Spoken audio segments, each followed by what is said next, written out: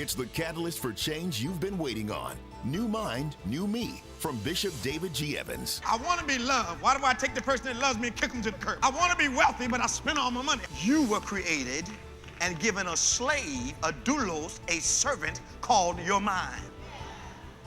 Your mind is out of order when it questions your command. If you are ready for true transformation, Bishop David G. Evans would like to bless you with the New Mind, New Me 4-message DVD set. Order today, and you will also receive Bishop Evans' national best-selling book, Healed Without Scars, as well as the Healed Without Scars music CD. My mind's going where I tell it to go. It'll never go back. It's my mind. It's going to do what I say. All yours when you visit our website or call 1-800-591-8480 today. Be prepared to watch a new you emerge. It's now easier than ever to stay connected with David G. Evans and the Bethany Baptist Church family. Follow the ministry and rejoice in all that God is doing by following us on Facebook, Twitter, Instagram, and YouTube.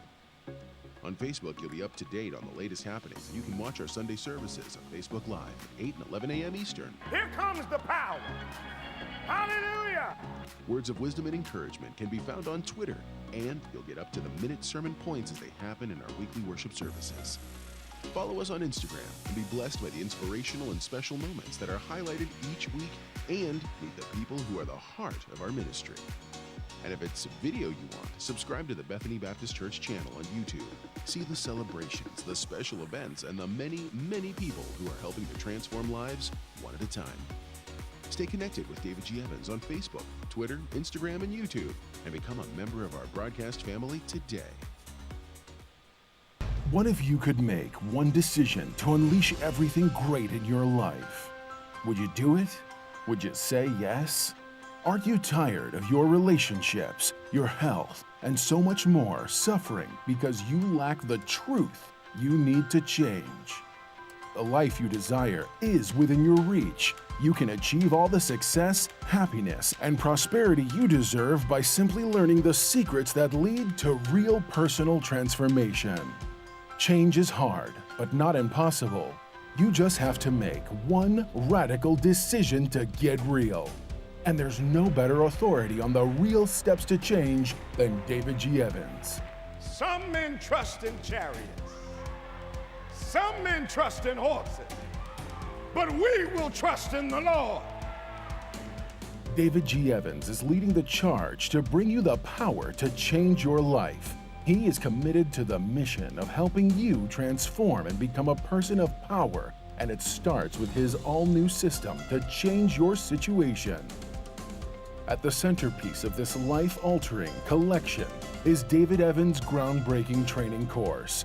From ridiculous to radical to real, this means war.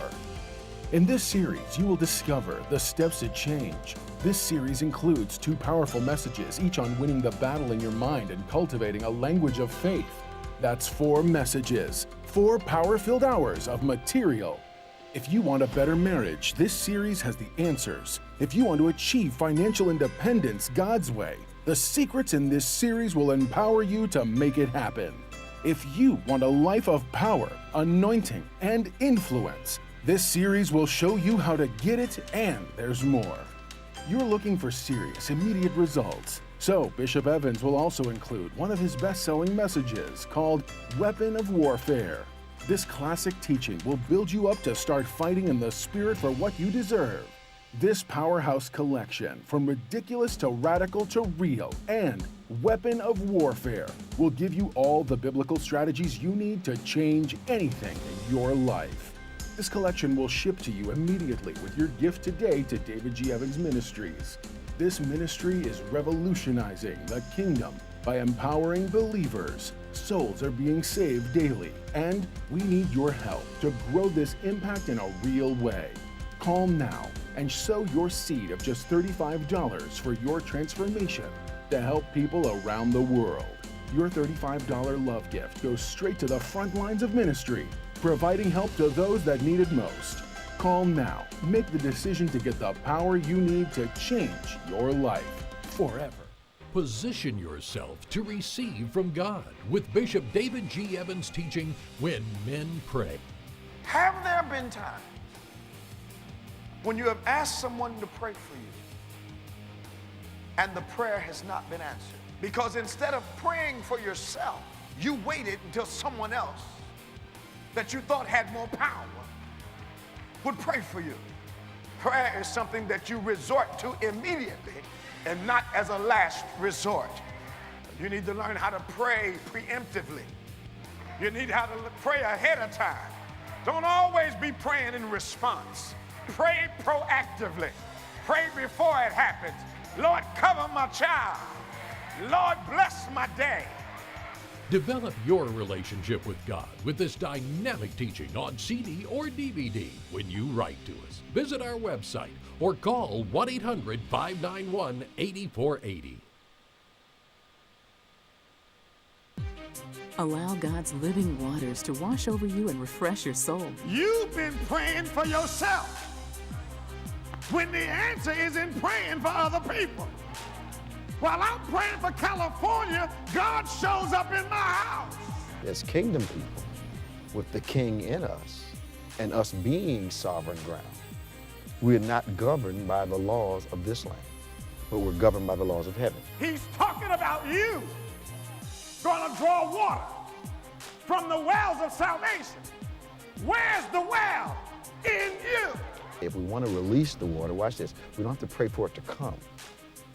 Where we are now, we pray for it to be released. Release deliverance and transformation in every area of your life through God's living waters. This revitalizing 3-message series can be yours on CD or DVD when you visit our website or call 1-800-591-8480 today.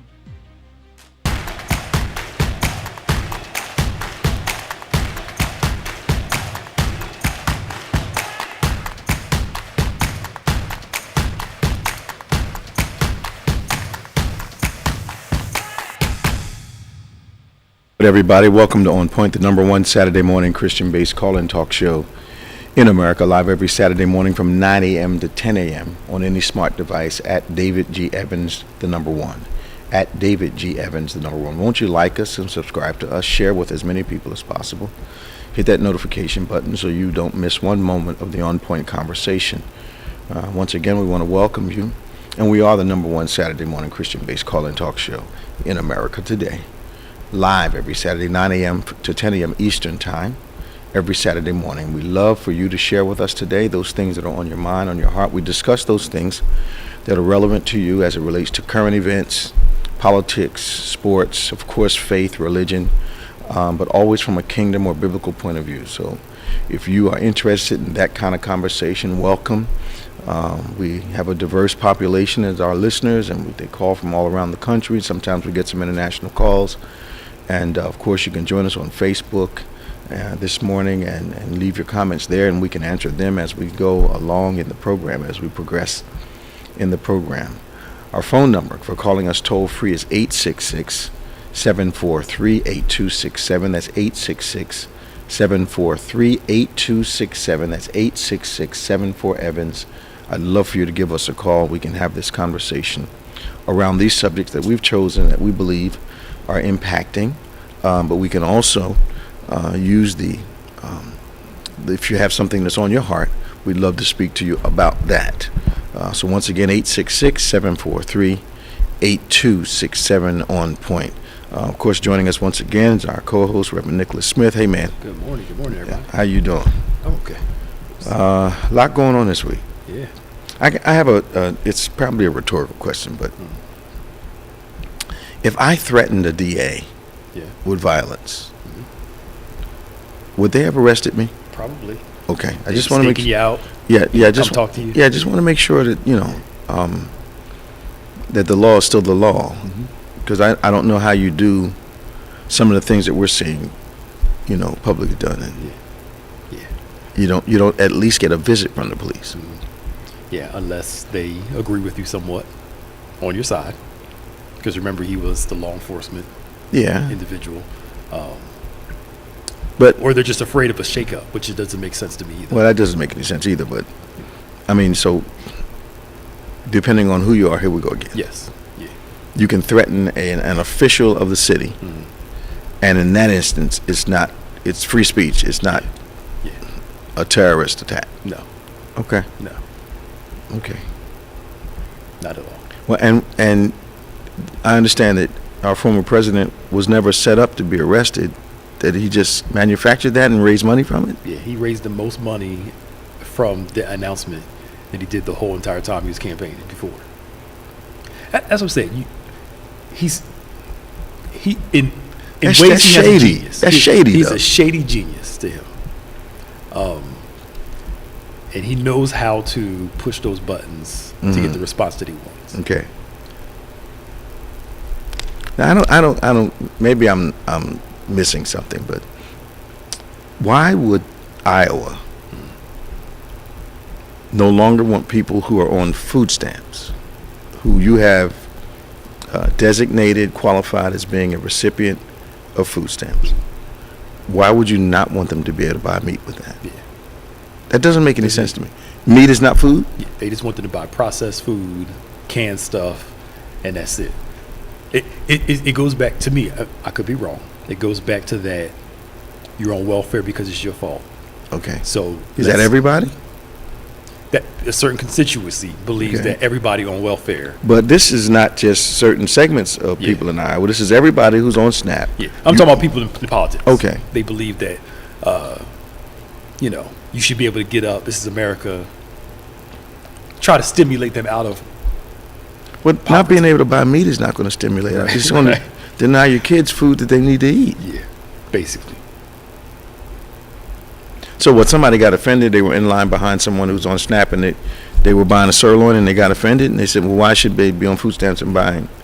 Well, should it just be cold cuts? But there are people, steak is a luxury. You shouldn't be able to buy steak with food stamps. But what people do with their food steak stamps is food. is their business. Steak is food.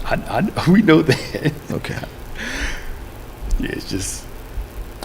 Next it'll be you can only buy cuts of meat that nobody wants. Yeah. To me, it screams of, again, you claim to care about godly principles. Right. But the biggest crowd Jesus talked about was the poor folk. Right. And guess what they're doing? It's horrible. It's horrible. I'm just saying it. It's horrible. Now, 6 former Phillies players died of brain cancer. Yeah. They think it's something at the stadium? They thought it was something at the old vet. That's what it's called. At the vet. The AstroTurf. There could be some petroleum-based things in how they made that, because rubber does come from oil products. Yeah. And in a lot of those turf fields, when you run, those little black balls come up. Yeah. So they think, they confirmed it, but they're wondering if the AstroTurf, some chemicals in there. I would think, especially in the early models, that they were not as eco-friendly or as non-carcinogenic. They simply were trying to build a field, and those early fields are nothing like the ones now. Yeah. So it's Tug McGraw, a few other people that died from it. Because they're just trying to find a link. They all had the same type of cancer. Then that means they all had something in common, which probably means it was at the field or at the stadium. Yep. Wow. Mm-hmm. Wow. Yeah. So I was talking to someone the other day about climate change. And I think people are really, not, maybe people don't know the difference between climate and weather. Mm-hmm.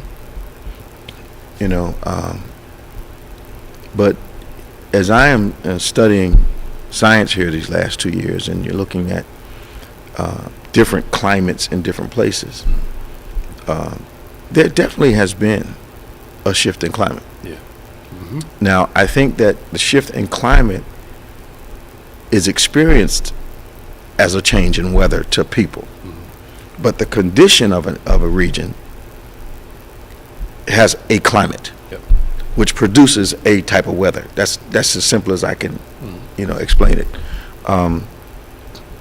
But if we look at the winter that we've had, something changed. Yeah.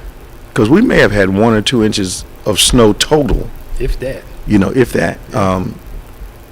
And we normally are good for a couple 6-inch, 5-inch, sessions of snow. Yep. We've been having warmer winters lately. And warmer meaning not going all the way down to zero and, high in the low single numbers, For us, it's been it's been like in the 20s and stuff. 20s to 50s the whole time. The Euphrates River is starting to dry up. Is it? Yeah. There's another river in New Mexico that's drying up. California's getting hit, not just San Joaquin. I had to look up the one, but I know California's got hit with a cyclone bomb on top of the snow they had. Okay. So I mean, they're having their own climate stuff. I'm just saying it's. So why do they think people in their 20s and 30s are having heart attacks? Could be for a few reasons, like cancer. Something's going on in the food. Okay, water, air, environmental. Yeah. And this generation is not as active. That may be very sedentary. You're sedentary while you're eating processed food. Right. That's right. A lot of that. And the other thing. Whole lot of DoorDash. Yeah. They brought up another thing about stress too. Okay. What stress? The stresses of life. Here's. Okay. I do this good. Okay. I think. Okay. At large. And stress is contextual. Yes, it's contextual. Okay. Yes. Stress is contextual. I think parents of newer generations have done their children a disservice. Absolutely. By helping them avoid necessary. Not talking about unnecessary stress. I agree with you. Necessary stress. So when they get in their 20s and 30s, they don't know how to manage anything.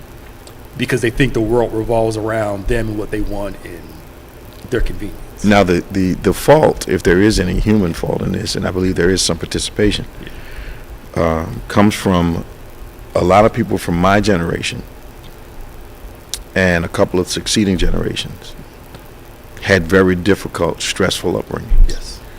And they made an overcommitment to protecting their children from whatever they've been through.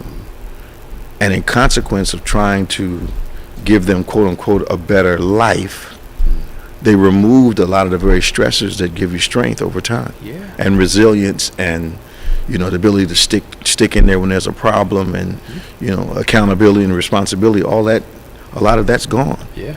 But it started happening, as I see it, at the public school level, when it shifted from the teacher's right, you're wrong, to no matter what the teacher says, my kid cannot be held responsible. Yep. Yeah.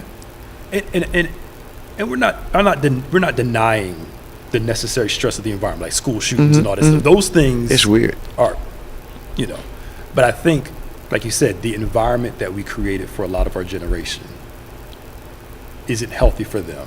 Giving them cell phones too early, social media too early. That brings in. I agree with you. And again, like you said, I grew up in an era with food stamps. Okay. Eating government raisins and stuff like that. I don't want my kids to experience the same thing. No. However, we ain't going out to Chop House every night. No. We ain't doing all that. That's not real. Yeah, that's not real. It's not real. That's not real. Yeah. So the things that, like you said, made us strong, we took away from them. And again, I think there's that balance. I think it has to be intentional, that you want to raise an individual who can handle normal life stresses and at times unexpected stresses. But I'm not sure that a lot of us are gearing this this generation now that we're in are suffering from a lack of ability to you can't justify every problem that you create with blaming it on somebody else, or this is just how I felt, so I did it. There's almost like there's not. What I saw during COVID was there was not enough concern for fellow man. Yeah. That it all became individualistic, and we're not concerned with what we do and how we affect other people. It just, it almost seems to that love your brother thing seems to be out the window. Yeah, because it's all about me and what I want to do. Yeah. And if you notice the terms, my truth, this, that, all those authenticity things point back to you really being focused on yourself. me time, all that. I think it's too much. I think it's there is a portion of self-care in life, but there's also a portion of caring for others in life. Yeah. Which is supposed to be the dominant. Yeah. It's scripture. Yeah. I think it was me. I tweeted something this morning about ultimate purpose in life is to help others. Yep. And I'm not sure that calculus is something that is seen as profitable in the culture that we're in now. Yeah, no, not at all. It's let me get mine, and if I happen to get you, cool. Yeah. But I think for now, let's talk for Christians. And, okay. Christian. Yeah. We don't hear a lot of, at large I'm talking about, you hear in segments, a lot of God giving stuff to us to give it through us. Mm-hmm. A lot of it is you're going to get, it's yours. Not how can this can be used to bless the kingdom, to bless people, and you don't get people to shout, but it's maturity though. Yeah, blessing stops. The calculus that we have now is blessing stops with you. And the it almost feels counterintuitive to want God to send stuff through you. Yeah. And he's not saying he doesn't want us to be blessed. Absolutely, yeah. But part of our ability to be blessed is the ability to bless other people. Yeah. Even the gifts, Paul says it, that the gifts of the Spirit are to profit with all. That's profit right. outside of you. The gift ain't for us. No. But we think it is. Yeah. I think, and then we go back to a need for identities to be repaired, and I think we try to do that with gifts. That's true. Yeah. Because it's easier to be gifted than it is to change your character, to work on your person. And we see a lot of that. Yeah. The gift to compensate for. Yeah, title goes along with the gift. Yeah. And then the gift makes up for who I don't think I am internally. Yeah. So you can call me stuff and I can kind of buy into the fantasy that this gift or this title detaches me from, my own self. True. Yeah. Until the real you's revealed. Yeah, well. And then it's don't judge me. Yeah. Because it's going to come out. But then there's no responsibility for that. So. Yeah. That's true. I've always, it's something that I've said 1,000 times. It is really a full-time job minding your own business. Yes, it is. It really is. It really is. It really is. It's just if we just did a good job on our own business, I think we do really well. Yeah, Lord, help me. Yeah. We do really well. So now, have you heard any rumblings about what's happening with the COVID emergencies? I understand that the courts are full with landlords and tenants. Okay. That they're now that the moratoriums are over, they're asking for their rent. Yeah. And people who got money for rent during COVID do not have it to pay these landlords. So eviction court is overflowing with individuals. How do you get money for your rent? Don't put it away thinking they're never going to ask for it. What makes a person think they can stay in a place for 6, 12, 15, 16, 18 months, 2 years, and never have money for it and just continually spend it on stuff? So when they ask for it, you're like, this ain't fair. Yep. Yes. Yeah. It felt like a free ride for a lot of people. Did it? Because the way they were presenting it. Okay. And then that whole great, what they call it, that great exodus from work during COVID. Okay. Some people are starting to regret that. I'm sure. Because they're like, now they're trying to find a job and it's harder to find jobs. During the time when COVID, they were paying people, double, triple? Just to come to work. I remember talking to somebody. I'm thinking about leaving my job, and I was like, okay, let's think about this real quick. Do you have another job set up? No. You got responsibilities, right? Yes. Why are you thinking about quitting your job? Because you're stressed when you got boom, boom, boom, boom, boom, you got to take care of. Yeah. But there was no thought of consequences. What is this going to cost me if consequences. What's that all about? Yeah. I get one of the things I think was good that came out of it was I get how corporate America will eat you up, use you, and chew you out. So some people are saying, you know what? Don't take away our benefits while giving the CEO a $10 million bonus. Right. I'm moving to a different company. Okay. To me, that's wise. Move to a different company. Yes. Not quit and not work. I'm going home and then, Right. and then Yeah. intentionally depend on social programs to Yes. do what a corporate job can do. Yes. That's I don't know how to call that. That's not unwise. That's something else. That's foolish. Yeah. Yeah. But adults were making those decisions. They were up quitting. I'm not talking about people getting laid off and couldn't find a job. I'm talking about people quitting their jobs. But what I did learn, this I don't know how legal this was. Okay. Some of the six-figure bosses of companies, when COVID happened, because they didn't have to go into office, they applied for another job of the same position. Absolutely. And did not tell their main job. Absolutely, they did. Of course they did. So they were going from Zoom to Zoom, making $300,000 at this job, $400,000 at this job, and they saw the opportunity. Well, wait a minute now. Poor folk. Wait a minute now. It can't be illegal. Yeah. Because poor folk been working two jobs forever. Yeah. Well, I don't know if certain higher ups, they have that non-compete. Well, you just get in a non-compete in the industry. But the fact of the matter is, poor folk been working two jobs for as long as I can remember. Yep. Sometimes three. Yeah. And your main employer does not know about those other jobs. Yep. Because you don't let them interfere with that. So I wasn't mad at them. Poor folk been doing that for a long time. Yeah. You got two jobs making six figures? We had two jobs making below middle five figures. That's what we had. Right. You trying to get to maybe 30, 40 back in the day, Yeah. And sometimes you had to take up an extra job, work 3-4 days at night time. I remember working 12 hours a day while I was going to college on Saturday. I remember working 8 hours a day Monday through Friday and 12 hours a day on Saturday and Sunday. Look, if they were offering the overtime, you took it. Yeah. It wasn't no. I was working at the Cape Monday through Friday, budget rental car, 12 hours riding budget rental car, driving them 12 hours a day on Saturday and Sunday. They were paying me. If it's there, they were paying me. And when I was in the car, nobody was there, and didn't have to go anywhere, I studied. Yeah. And then what am I going to do for time to relax? After you get off work, you could watch TV, do all that. Book, you could all that. I had bills to pay. So I don't get it. We got Tom from Florida. We got Robin from Newcastle, Delaware. Is that a new Robin? Did Robin move, or is that the historic Robin? Yeah. I'm just messing. It was Robin. Let's go talk to Tom. Hey, Tom, how you doing this morning? Good morning, Bishop. How you doing? How you doing, Pastor Nick? Hey, man.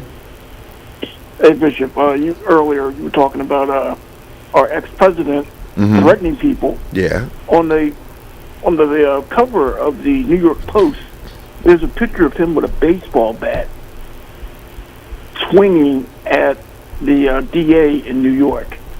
I didn't think you were allowed to do those types of things. You said the New York Post? Yes. It's actually a picture of him with a baseball bat. And why are they making light out of this? Tom, if you threatened the DA, what would happen to you? I'd have a couple of guys in blue suits at the front door. That's what I thought. Want to talk to me, That's what I thought. Yeah. Yeah. And the other thing with that same crazy crowd, Marjorie Taylor Greene, I think it was yesterday or Thursday. Yeah. Her and her cronies went down to visit these people that got arrested for January 6th. Not only that, at the same time, Ashley Babbitt's mom, which is the lady who got killed during the riots, Kevin McCarthy met with the mom. Okay. She was actually able to get a table with McCarthy, and she was part of this riot. And I'm thinking, what's going on with that party? The other thing too is McCarthy just introduced a bill from Florida banning books. So it appears as though he's trying to help out our governor here as far as getting some national recognition. Banning what kind of books? They didn't go into detail, but don't say gay, no. So if they deem it inappropriate, the book shouldn't be available. Yes, and they want to make it nationwide. Now, yes. Am I missing something historical, Tom? Didn't Nazi Germany do that? And don't some communist countries do that? Oh yeah. So there's no sensitivity to that from a democracy versus communist kind of mindset. There's no sensitivity to that. I think yesterday was one of the best things that happened down here. Somebody questioned the governor on one of the books that just got banned was Life and Times of Rosie Parks. Oh boy.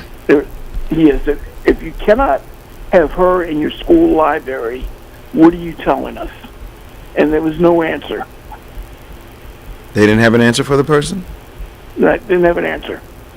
I'm pretty sure it's good national news, but it was, down here locally. And it's like, how can you ban a book about life? It wasn't about, sex or drugs or Life and Times or Rosie Parks. They don't want to be reminded that we had a problem. Yeah. I believe that's it. The other thing, Tom, is I'm almost redundantly I ask you the same question. How are Florida residents reacting to these particular suggestions from the governor? How are you all reacting to this? Bishop, I sometimes wonder because he gets what he wants. He's got cronies. They control both houses. Okay. But they don't control the people. What do are the people overwhelmingly protesting these things, or are they just being quiet? They're being quiet. You'll see a couple that really voice their opinion locally on news, but not like you would expect. It's almost like if it's not affecting me directly at this moment, I don't see it, or something. I don't know. And you're the guys who are getting ready to have permitless guns, right? If things go the way you want, anybody, wild, wild west. It's going to be something. I don't even know why you want to live in Florida at this point. Yeah. That's no law concerning guns. Yeah. Bishop, actually, other than that, I joke, but that scares me. There's enough people with road rage every week. I hear about somebody in Miami getting shot on 95. And I'm thinking, how much worse is that going to get? Terrible. Because you're going to have people without restraint, without filters, reacting out of their problems, reacting out of their hurts, just taking it out on people and not. I think it's the wrong thing to do. Yeah. Him and the Congress, or the state Congress, are trying to tote that Florida's going to be the freest state, in the country, and you want to be free and constitutional rights come live here. That's what they're touting. So okay. Let me ask you a question. This hypothetical, Tom. So what's the name of your governor? Ron DeSantis. DeSanctimonious, yeah. All right. So is Governor DeSantis trying to set up, if you will, his own mini country in the United States? That's what it sounds like. Is he succeeding from the Union? If he could, he would. Because it sounds like he's setting up his own little fiefdom down there. I think what he's doing is, I think this is all pointed to the White House. Everything he does says White House. I don't think he's even thinking a part about, moving away from the country. He just thinks everything he's doing takes Trump and put it on steroids. Has he changed term limits for governors in the state yet? No. And you know what? With the House that they have right now, they may be able to pull that off. Now, I don't think he wants to go there yet, because I don't think he thinks he's going to be governor next go around. I think he believes he's going to be president. So I don't think he's worried about that. Wow. Well, Tom, as always, you've been highly informative. Did you see the thing about the Michelangelo's David? That was silly. Right. So that statue's been naked forever. Right. But the crazy thing was, it was only 3 parents that complained. 3. And he lost his job behind it? And you forced a principal to resign for 3 parent complaints? I'll tell you something else that's scary. Over the statue of Mike David, I'm like, come on, y'all. And Bishop, one of the things before you kick me off here, he does, I don't know if it's the intimidation factor, but school board members, he kicks these guys off the board. Yeah, you've been saying that. And we just found out he had a hit list last month of 14 board members that he wanted gone. Now, the court stopped him a couple of times because literally these are elected officials that he would come in and find any small infraction and blow it up and go, oh no, they shouldn't be able to serve because this happened, and he kicks them out. But aren't they elected locally? Yes, they are. Okay. I think it all started with the Broward Sheriff's Department. He got rid of that guy. I remember. Nobody challenged him. And ever since, it's like, if I don't like what they're doing, I'll go after them and let the courts figure it out. How many people have seen Michelangelo's David? I bet you can't count them. Probably can't even count. Yeah, from the pictures in person, you can't. A guy loses his job because he's showing not a monument, a historic figure that millions of people have viewed, either live or video or however. Over the millennium. We learned about it in elementary school. Absolutely. That's like we're kids, and it was no thought of, oh, he's naked. It was like, oh, it's a statue. Come on, Doc. Like, come on. What's up in Florida, man? Bishop, I wish I could tell you. You're supposed to be able to tell me, man. But the crazy thing, they got this whole thing on. We don't want our kids to be sexualized too early, and I think a lot of this country needs to calm down with our kids and sexualizations. I'm not disagreeing with that. But what do you do when these kids go into the real world, number one, and you haven't equipped them for how to deal with it? They go in unequipped. And here's the problem. There was a shift happening away from innocence when I was growing up. So your parents had to sit you down and give you the talk. Because they wanted you to hear it from them rather than getting your education from your peers and in the street, and you don't know where your peers were getting it from. But now, I don't know if we're preparing them, here I go again, to make the right decisions. If you give them no standard, there's no position to make a judgment from. So this just let them live is not preparing them for life. Not at all. Not and at Bishop, all.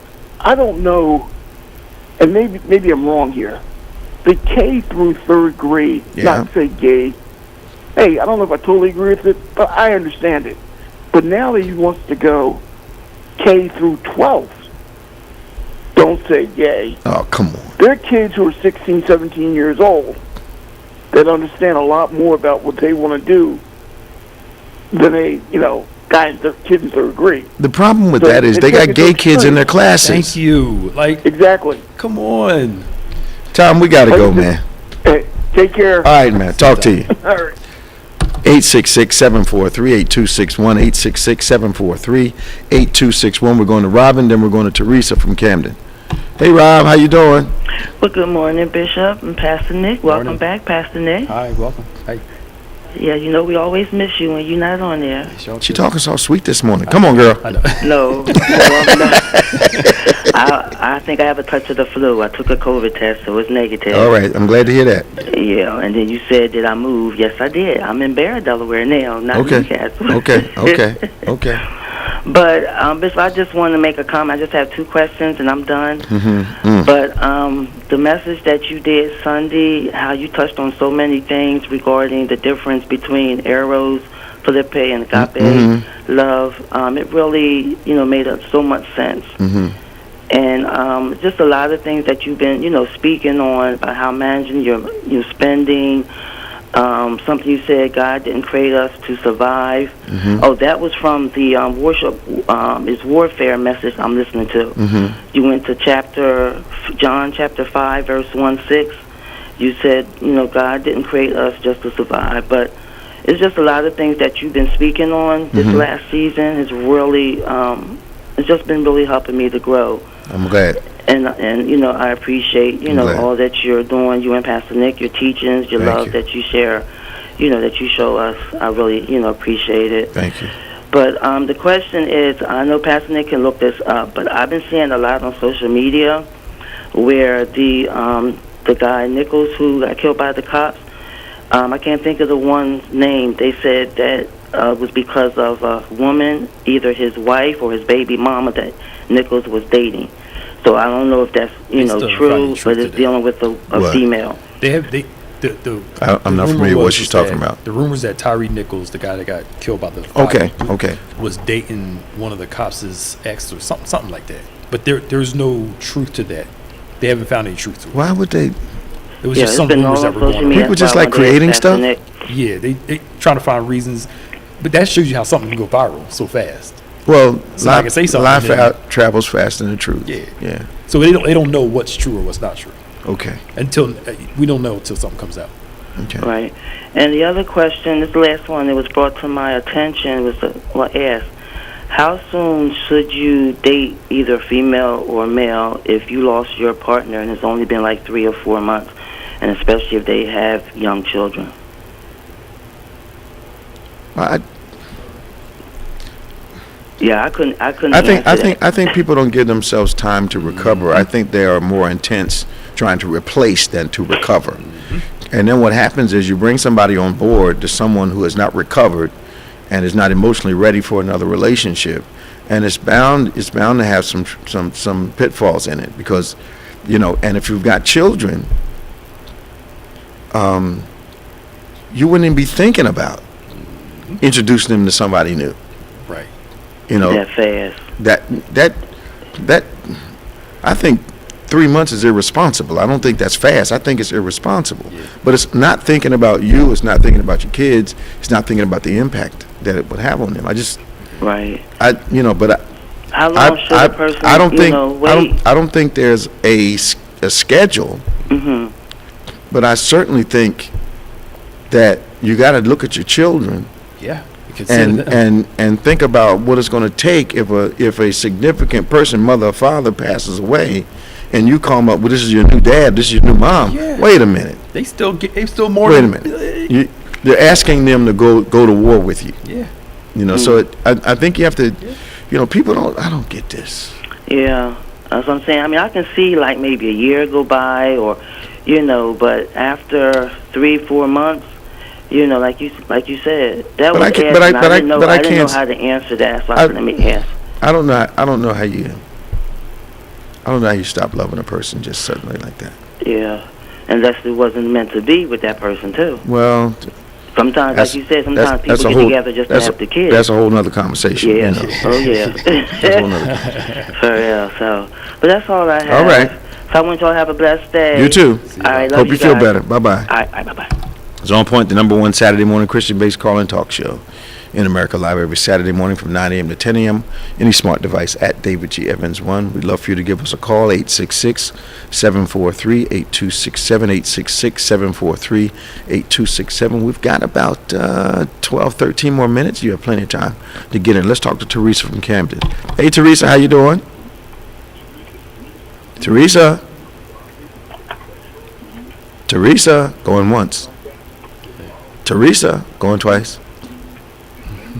Teresa, going 3 times. All right, maybe she'll call back. So,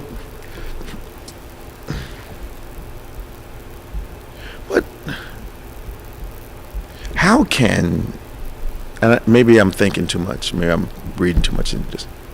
How can one state appear to be, like Florida, so radically headed in another direction that I believe most, and this is not talking party, just people, that most people would think this is not the direction we need to head?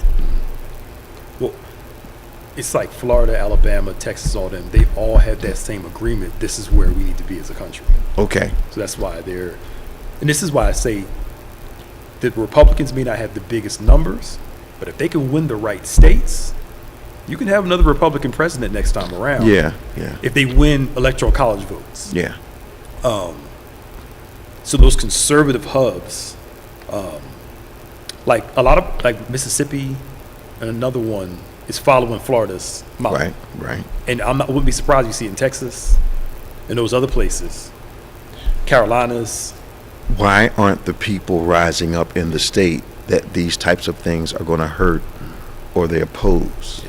It's almost like there's this, it's almost like there's an ignoring a certain part of the population. Yeah. And that part of the population is content to be ignored. Yeah. It's something, I was listening to Roland Martin last week. Mm-hmm. He was saying something, how, I think it was Florida, DeSantis, if every black person that was eligible to vote in the last election, DeSantis would not have won. Of course not. And he went through numbers. I mean, he spits facts. Sure. But I don't know if this apathy of my vote don't count or I don't care, I'm just going to do me. But then they end up receiving the brunt end of the worst of, because you're not out there and complaining about it. Yeah. So they can redistrict all they want. If people come out of their homes and vote, I believe you can overcome the redistrict. Absolutely. Okay. No, you can. Okay. You can. Okay. It's just getting people, and one of the things he brought up was a lot of the issues you see with people is that they bring up voter registration, maybe 6 months before the election? Right. He's like, it's 2 years. Why are we working on this now? If they're going to start campaigning earlier, we need to start registering people. Getting people in the mindset that you have to do this. Of what's going on. Yeah. But that's grassroots. Yeah. Let's go to Felicia from Montgomeryville. Good morning, Felicia. Good morning. Is this Bishop? Yes, it is. Welcome to On Point today. Oh, thank you. Good morning. Good morning. This your first time calling us? Yes, it is. It's my first time Well, calling. welcome. Where's Montgomeryville? It's in Pennsylvania, just north of Philadelphia. Okay, that Montgomeryville. I don't know. I guess I was thinking south. Yeah, I was thinking like Alabama or something. I thought it was Montgomeryville, Mississippi, girl. Yeah. Oh, no, not that far. What's your comment today? I was calling to ask a question about forgiveness. Okay. And your thoughts on it. If you are able to forgive a person, say a close relative, a sibling, and you've forgiven them, but where is it that you have to continue in relationship with them? Because the trust isn't there. You get to a point where you say, okay, I forgive you for what you did, and I accept you for the person you are, but I don't want to continue in relationship with you because there's no trust. Well, one of the things that people don't talk about as it relates to forgiveness is that it frees you from the offender. Forgiveness does not obligate you to start going out to lunch with a person.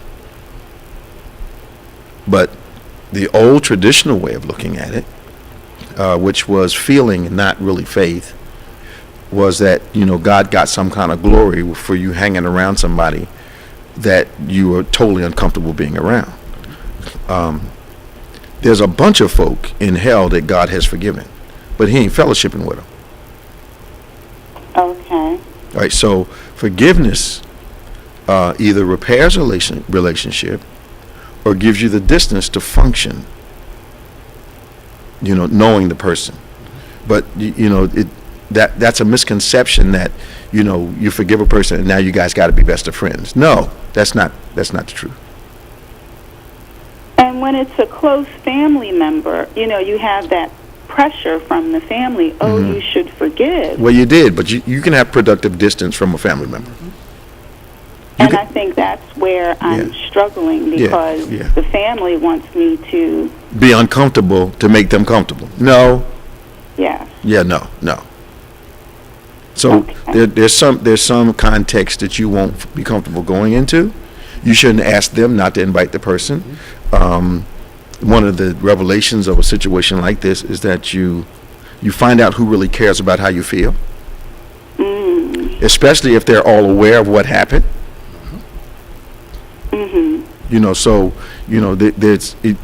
When I care about people, there's certain people I'm not inviting into a context so they can sit there and be uncomfortable the whole day. I don't think, that's not giving glory to God. Okay. Yeah, I don't believe that forgiveness gives people license to put you in places where you are uncomfortable. Okay, and that's what I'm experiencing. Okay. And being made to feel that I'm wrong for not wanting to be around these people that I know I can't trust. But you know, sometimes the very people that do that and suggest that are intolerant of people that they feel like have offended them. Yeah. And you can see it. Yeah. Okay. Okay. All right. That makes sense? Much. Yes, it does. All right, now you stay strong. All right. Thank you. Bye-bye now. Bye-bye. 866-743-8267. It's really weird how I know people that are absolutely intolerant of folk, that'll criticize another person because they know a person has done something dastardly to them, and then you know they're supposed to like start picking them up, taking them to work and stuff. That's crazy. I'll say something to them. I'm like, when somebody hurts you, you act like it's the end of the world. Mm-hmm. But when somebody hurts me, all of a sudden I just got to be gracious. Yeah, You're not even doing the same thing. No. And I'm like, and you're not the one hurt by the situation. So how can you tell me, sorry, go ahead. No, go ahead. I'm just saying, how can you tell me how to respond to it? The Bible I read, Jesus never suffered unnecessarily. Yep. He's forgiven people all over the place. Yep. But some folk he didn't hang out with. Yeah. Okay, I'm just saying. Yeah, like if you go to Thanksgiving, you don't have to be around the person. But you can be with the rest of your family somewhere else in another room. Or just don't go. Yeah, depending on the context. Yeah, just don't go. Yeah, depending on the context. Have dinner at your own house. Yeah. There's ways to work stuff out. And I think even at a family gathering, that eventually becomes very uncomfortable because you're trying to avoid somebody in the same house. Well, I don't care, so I just go. Yeah, well, see, you're different. I'm different. Yeah. You're different. I could be around you. That would be that. Me, I'm cool. Cool. You guys have seen me do it. I'm like whatever. But not everybody's wired like that. Yeah, everybody's not. Yeah, I understand that. Yeah. To where they can be in a room with someone that. But when you're in leadership, you get used to being in rooms with people who really care for you. Yeah. People that act like they care for you but really don't. Yeah. And people that don't care for you. Yeah. You got to get used to that whole context. Yeah, absolutely. Yeah. And then again, based off what the violation was. We're not talking about some small petty something. Somebody said hello to you, didn't like the way they said it. If it's like a abuse situation, that kind of thing, we're not saying you go around somebody that's abused you. That's abusive. Yeah. That something's wrong. Making me go around somebody that abused me. No, that's abusive. But in families, we saw families protect the abuser and make the one who was abused uncomfortable. Absolutely. It shouldn't be, don't let the kids go around Uncle So-and-so. Uncle So-and-so shouldn't be coming to these events. That's right. But you don't want to hurt Uncle So-and-so's feelings. It doesn't make any sense to me. It's crazy. It doesn't make any sense to me. And I've been in that situation where I had to say, look, they don't care enough about to keep that person away from you all. Yeah. Your mother or your father saying, well, that's your uncle. Well, yeah. Yeah. It is. It is, but not here. Yeah. So, I don't know why we're so silly. I know forgiveness does not restore trust. No. It doesn't redeem a relationship. No. But it's not, traditionally it's not taught that way. Yeah, it's not. And it normally lands in the lap of the victim to restore the relationship with the person that was the perpetrator. Yes. Yep. It's just. I don't get it. I don't know what happens with families who are so blind that they would force their children to be around the very person that mishandled them early in life. That's just. So I love my brother more than I love my grandchildren or my children. No. You can't be that You can't be that afraid to hurt somebody's feelings in the right case. Because one of the philosophies I've had, help me out if you're wrong. If somebody doesn't care about my feelings, why should I spend majority of my time trying to protect theirs? And they have no care about mine. Not that I hurt them or not care about them. Yeah, but you get what I'm saying? It's like I'm not sure that we know how to care anymore. I think everything's become so personalized that caring is a skill we are not developing over time. And it's deteriorating our ability to relate to one another. Because, like I've been saying for a long time, things are so transactional now, Nick. They're not relational. They're transactional now. Yep. It's what can I get out of you, you know, and is being around you an advantage to me? Yeah. You know, we're not thinking about what God has given us to take to a person. Right. That's true. There's a scene. Have you ever seen The Girl with the Dragon Tattoo? Yes. The movie with the version with the guy that just played James Bond, Daniel Craig. I don't think I've seen that. That was the one. American version. Okay, I don't think I've seen that. I think you saw one. the German. Yeah. There's a scene in there where the guy, with the girl from the Steelers, right? That was the German version. No, that was the American version. Okay. The Steelers' granddaughter. Okay. Where he said, you knew I was going to hurt you. Mm-hmm. I'm paraphrasing here. He said, but the fear of offending me basically caused him to override his natural senses. Mm-hmm. So he goes into the house. He said, you knew I was going to hurt you. Yeah. But you were so nervous about offending me that you still came in anyway. Wow. To me, that is how people act. Yeah. You know this person's going to wound you, but you're so caring of their feelings. They don't care about yours. You know they're going to offend you. You just go right on in. But then you've got people in the real family context. You've got people telling you, and I think I've heard people say this a lot, you need to be the bigger person. You know, and I think in some cases that's true. Absolutely. But if someone has tried to kill you, no. You know, that sounds extreme to people who've never been in violent situations. But if someone has really tried to harm you, I think you can forgive the incident, but I think you're right not to trust the person. Yeah, absolutely. Yeah, and I can see how in a situation like that, like abuse or something violent like that, if the family invites the person over, that means you tell me you care about that person more than you care about. That's what it feels like to the person who's been hurt. You're choosing that individual over. Yeah. I've had that conversation with people. Yeah, it's, you know, they know that this sibling has been abused by this relative, but they insist on inviting that relative to a place where the sibling is. I think that's insane. And then the person that received the abuse is told, kind of like, you just need to get over this. Yeah. Well, I done forgave you and everything, but I don't have to sit down and eat with this sucker. Yeah. And let's be real here. And you've counseled people. I have. Forgiveness doesn't always close the wound up. No. You can forgive somebody and still have a sensitivity that's God's working on, healing. But some of the stuff takes time. And you don't get healed just being around a person all the time. Especially in abuse situations. That's not productive. You see the person, all the memories start to come back. But then you want them to sit down Thanksgiving dinner and have a conversation. How come you're not talking to Uncle So-and-so? Right. What the heck you mean, why am I not talking to him? Exactly. Anyway. I know. Tomorrow is Sunday. We're so happy Sunday has come again. We want you to join us at 8 a.m. on our virtual service. But also live here in the sanctuary at 11 a.m. We're having an incredible time in the Lord. Word, worship, prayer. It's just God has been delivering. We got some another set of testimonies for you. Tomorrow, one of my own is going to be on there. So it's just an amazing thing that God is doing in this new wave of glory that we're experiencing. We want to invite you out to another great service we're having on Wednesday nights as we're in this series on purpose called Leverage. You don't want to miss a moment of this. You want to be with us on Wednesday nights at 7 o'clock. Worship begins at 7, about 7:20, 7:25, depending on the intensity of the worship. We get up and start to share a lesson with you.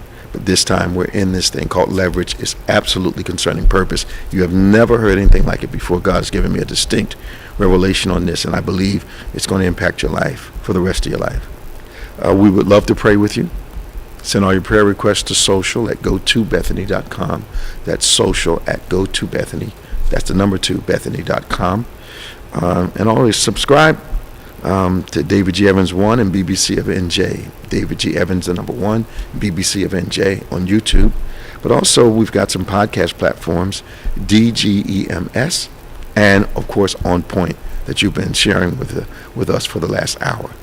For Pastor Nicholas Smith, I'm Bishop David G. Evans. We would love to see you tomorrow. Stay strong, stay saved, and remember, faith acts like a thing is so, even when it's not so. That it might be so. God bless you. See you next time on OnPointe.